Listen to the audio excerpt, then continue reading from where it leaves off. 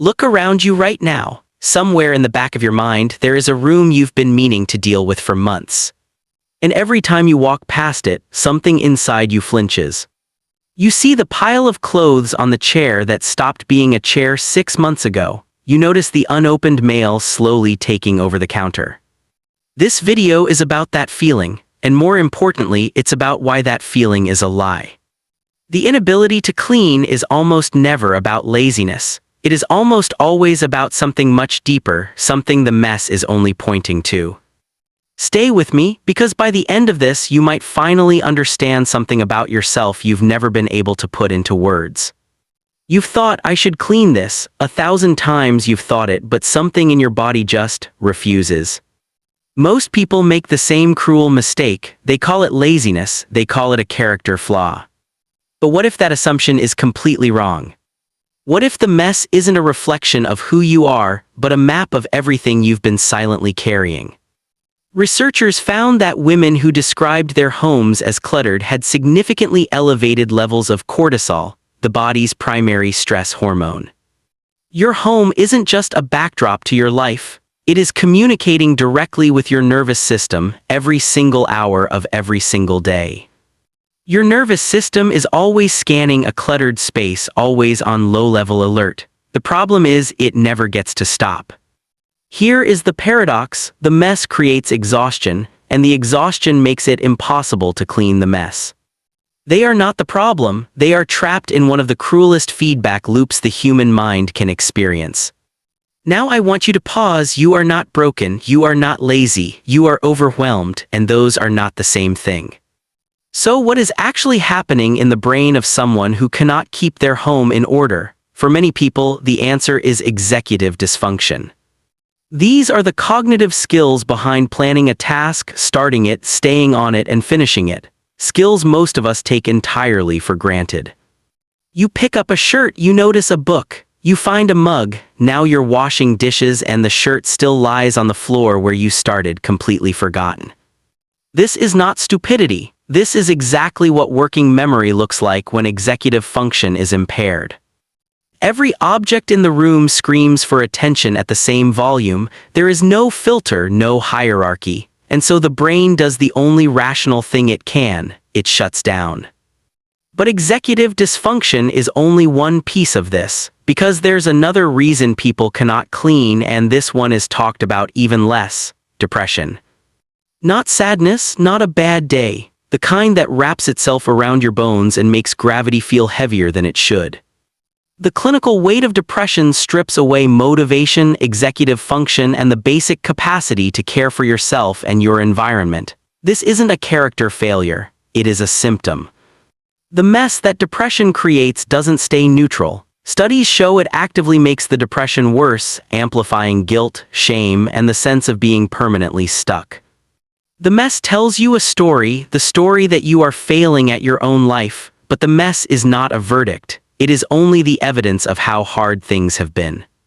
For many people, the real reason clutter accumulates is not an inability to clean. It is an inability to decide. Every object you pick up demands a verdict. That birthday card, the broken charger, the jeans that don't quite fit but might someday. People who tend toward indecision experience significantly more distress from clutter. That pile of unopened mail is a monument to every choice that felt too overwhelming to make. When someone pressures you to clean, something instinctive kicks in. Psychologists call it psychological reactance, a deep, unconscious refusal when autonomy feels threatened. Shame is not a motivator, it is a wall. And the people who think criticizing your mess will push you to clean it are doing the opposite of helping. Some people's relationship with cleaning was shaped long before they were adults. Think about growing up in a home where chaos was the baseline. Where cleaning was used as a tool of control or punishment. Where a messy room was evidence that you were bad. A child absorbs all of that not in their mind but in their nervous system. Your body associates cleaning with threat, with criticism, with the old feeling of never measuring up. So even when you desperately want a clean space, your body quietly refuses. The mess becomes armor, a way to stay in control of something when everything else felt chaotic. This is your nervous system protecting you from pain it still remembers. Now here is the part that surprised the researchers. Messy environments are not always bad. People working in disorganized rooms generated ideas rated significantly more creative than those in tidy rooms. Some of history's most original thinkers were famously surrounded by chaos. If your messy space is where your best ideas were born, that is not a coincidence, it is psychology. But there is a difference between a space that reflects your mental state and one that is actively harming the people you love. Research shows children in chronically chaotic homes show measurable differences in impulse control, attention, and emotional regulation. This doesn't mean you have failed. It means the stakes of understanding what is happening and getting real support are higher than most of us realize. The goal was never a perfect house. The goal is a nervous system, yours and theirs, that feels safe enough to breathe. The mess is not who you are, it is where you've been. It is the evidence of an overwhelmed nervous system, a taxed working memory, an emotional reserve drained long before you noticed. Every object in that room is the physical record of hard seasons and days when simply getting through was the only goal available. That deserves compassion, not judgment. Studies found that even small acts of tidying reduce anxiety and restore a person's sense of control. It tells your nervous system, I have some agency here, I can change something. You don't need to clean to become a better person, but you might clean just one corner as an act of compassion toward yourself. You are not the only one living inside this quiet chaos. Right now, there are thousands of people standing in rooms that feel exactly like yours, feeling exactly what you feel.